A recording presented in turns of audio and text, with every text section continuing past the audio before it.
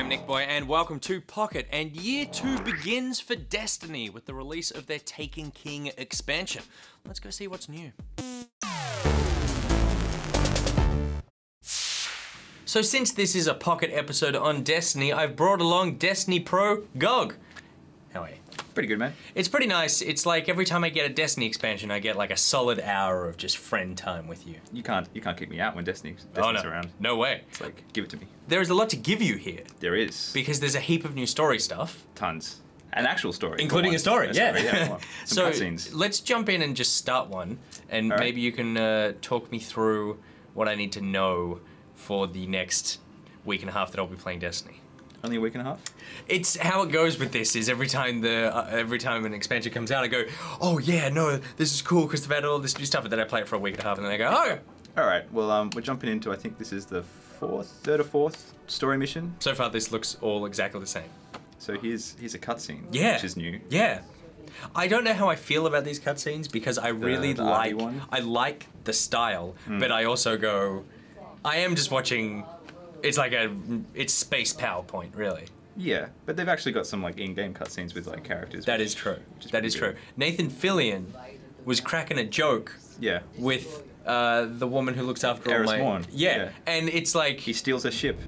Eris, get your rock off my map. Where was this? Where was this in the rest of the story? Yeah. So this is actually an old area. Yeah. But there is a new area. Right. But this is an old one. All right. Well, I'm glad we're showing the old one. Yeah, yeah. I'm still not up on the Destiny story. Right, yeah. But my impression was from the sort of big first cinematic. Mm-hmm. They've kind of just gone, the first year happened, and you don't really need to know anything. Well, they managed to sum it up in about 5 seconds. Which is very telling. Which is, yeah. There was, you were brought back to life by a ghost. You shot some stuff. Yep. And then you shot a big black thing in a garden. Mm-hmm. And then that was the end of the story. Yeah. And they gave you a gun you didn't want. A gun you didn't want? Yeah. The stranger's rifle or something like that. Everyone just dismantles it. Oh, right. And you just go, yeah, no, this is nothing. It's like, thanks for playing the game. Here's a useless gun. So you killed Crota. Right, yeah. His dad is Oryx. Yep. And he's pissed off at you. Oryx is not happy because we murdered his baby boy. Yeah, yeah. Is he the one that put the hole in Saturn? He did ruin Saturn's rings. That was the coolest part of Destiny I've ever seen. Yeah, was that shot of just like, there's a giant hole in Saturn's rings. Well, like, would Saturn's rings like fix themselves? You would think so. Because you would think because it's spinning and there's gravity. Yeah. Like the only reason that stuff's there is because there's a gravitational pull. Yeah, exactly. It would be like if I punched a bowl of custard. It would just go back. It would go back eventually. There wouldn't just be a big hole in the custard. But then again, I don't know science well enough. In space, stuff can stay relative. So what you're saying to me is Saturn's rings are not made out of custard. I don't know. We can't be sure. We don't know anything about space. Many mysteries. Anything could be custard, Nick. We never know. Ah! My brain! I could be custard, bro. I don't think I can handle that. This is all like old stuff at the moment. Just the way, like the first few missions I do are amazing and new, and then I come play with you. And then you come play with me, and it's running the same through the old moon shit. With some piece of shit green guns that. That's a blue gun. It's blue, but oh, green. It's yeah. It's when it loads. Yeah. It's great. Yeah. You don't need to prove it. I do. Yeah. I actually do. Still thinking about that custard thing. I'm not on my A game. Now they've changed a bunch of other stuff as well. It's like the great streamlining. Basically, yeah, this is less. It's as much of a expansion as it is an overhaul. Yeah. Like they've basically looked at everything that didn't really work about the original, which was everything after you hit level 20, pretty much. Because you hit level 20 and all of a sudden the XP system goes out the window and you just rely on these random drops of... It is so weird that they just introduced a entirely new way of leveling like 15 hours into the game. So they obviously saw from a lot of their data that like people hit that, got confused and walked away. Yeah. And then everyone who stuck around really enjoyed the kind of the hunt for the armor and to get to that high level. But it was so random, you know, you had to do raids and strikes and all sorts of stuff to potentially get a chance to maybe get the gear that would get you there. Yeah, it turned me away. Is that loot hunt still here since light doesn't exist in the same way it did before? I'd say definitely, like, especially for the hardcore players, because light now is a soft level, so Yeah. the higher your light, the better your defense and attack. Yeah, it's just like a general stats boost. Yeah, so the actual kind of getting that last few percentage of awesomeness Yeah. is going to take you a while, and people are still going to be obsessed about getting the best gun and the best gear. And do you know, this might be too specific, do you know if they've changed the drop rate of gear with light? Like, is that still relatively the same? It's just that you don't need it to level up. Well, like, talking of drop rates, I mean, there seems to be engrams dropping all over the place. I've gotten so much stuff. Yeah. And I know that because I actually I used the power level. So the game comes with, you can just jump a character to level 25. You do the first mission, you go back to the tower, you create the character, do the first mission, go back to the tower, and you get given a thing that boosts you. And so then I only had like one gun and one piece of armor and everything. And I've played for a couple of hours, and I'm filled with stuff. Yeah. You just got far loads of more stuff. than it seems I had before. And it's pretty much everything you're getting, even the worst gear you're getting now, is better than everything in year one. Which I was a little torn about when I heard that, you know, all this stuff you've worked so hard for, you don't need that anymore. Like, this is new stuff now. It's bittersweet because you go, I've worked so hard for this stuff, and it means nothing. But that does mean everything is better. So, like, I've got nothing but good times ahead of me. Except true. all those You good times basically meant nothing from last year. You're starting off kind of at that same spot you are. Like, every bit of loot. Yeah, I'm excited to get green engrams again. Which were trash before. Instant trash. And now I'm really excited by some whatever's dropping. Everything's cool. Ready? Right. You ready for some lightning? Yeah.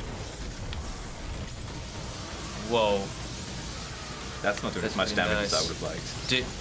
Do you think he's made out of custard? Look at his head. It's pretty custody. That's doing quite a bit of damage. That went on for ages. Yeah, it's quite a good super. Is that new? Yeah, so that's the new subclass for the Warlock. Yep. The new subclasses look pretty cool. The Titan one gives you basically like a flaming hammer of Thor that you can throw. Maybe you should watch the screen. Stop showing off that you don't even need to look at the screen. He just disappeared.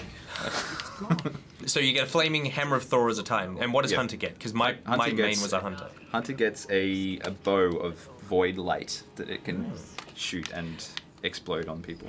So this is something really cool. In almost every single boss fight I've had so far in Taken King, I get the boss down to like that much health, and then suddenly they disappear.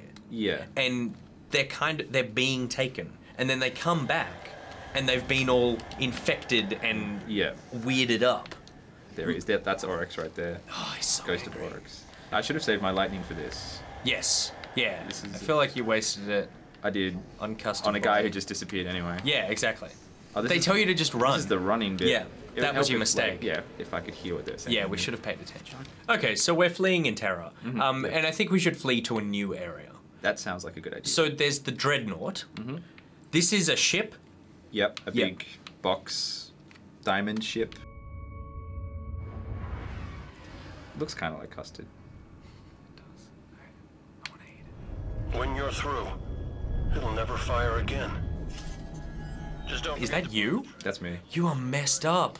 What happened to your eye? I don't know. I chose the wrong thing in the character creation screen. And you can't fix it. I know. I wish I could change his hair, but there's no going back. I'm so ashamed of him. Oh, you should be. And this is new. You can skip cutscenes. Look at that. That's great. You should have that option where you just keep a helmet on all the time, because They did introduce that in the public areas, so now I am ashamed, so I go through always wearing a helmet, but in the cutscenes, which are only for me, thankfully. Yeah, except for now. Except right for now, and the internet. John, zoom in on the creepy eye. To frighten children. Leave him alone. I would change him if I could. But Yeah, it really... See, look how badass he looks there, but then he's got his shitty hair. Yeah, that helmet is great. Despite all the progress that this society has made, not a single plastic surgeon on the tower. Or barber. Or barber. Not even a barber. No. So I really like the design here. I think you said earlier it's got the feeling of being very claustrophobic, but at the same time they're quite open. Yeah, you kind of go through lots of little caves, and then it's cavernous and epic. Which I feel like that's what caves are. No matter how huge a cave is, it's inherently claustrophobic. Yeah, true. There's a really cool little like hidden mechanic where the platform disappears, and you've got to try and find it with your ghost. Yeah. The ghost is actually useful now, which is that's new. That's good. That's new. That's totally new. I still get frustrated by the fact that he has to be held. Just look. Ah! Just let him be. He's he's an AI floating robot. You need to stroke him to get him to do his magic. Yeah, exactly. Yeah. You need to fondle the ghost. Yeah, you're basically a fluffer for your little for your little GPS Google Maps guy. For Nolan. Every time. Invisible platforms, man, they are not fun. I did think it was pretty cool how, even though like they take you back to Earth and that was, you know, an old area, they take you up the really tall tower and it's sort of a whole new perspective. Yeah, that was cool. And it's, even though you feel like you've been in those places before, it's not as recycled as the previous DLC was. Okay, so these little freaks. Yeah, he's taken. These new enemies, they're technically new, but they're actually like old enemies that have been infected or taken. Yeah. I really like the design of these guys. This sort of frosted glass look. Glowy and their big white eyes that you can shoot off. I think that's, you look at their feet. They've got good feet for dancing. Yeah, good dancing feet. No. So the idea is that Papa... Oryx. Took the existing enemy, like the bad guys, and he's kind of turned them into his slaves. Yeah, that's the impression I'm getting from it. Yeah. They haven't actually introduced any new enemies, but because of that mechanic where you can just steal everything and turn it into a slave, you actually get these new combinations where, you know, Cabal and Hive are fighting together, but obviously they're a bit different.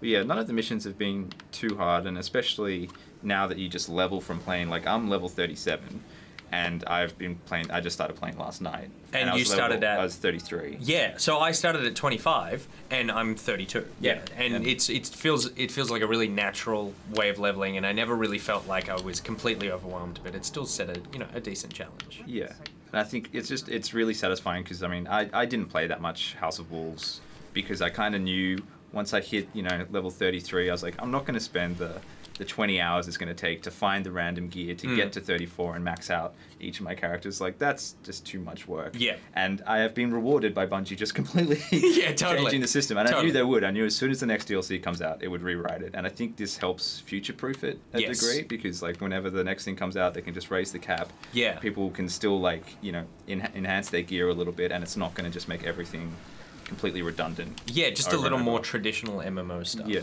So, if you're 37, I feel like there's more missions ahead of you than there are levels. Yeah, like there will be. The rate you've leveled up, I don't think you're halfway through the new content. Do you feel like you are? Because that's like I haven't actually looked at how 3 many missions.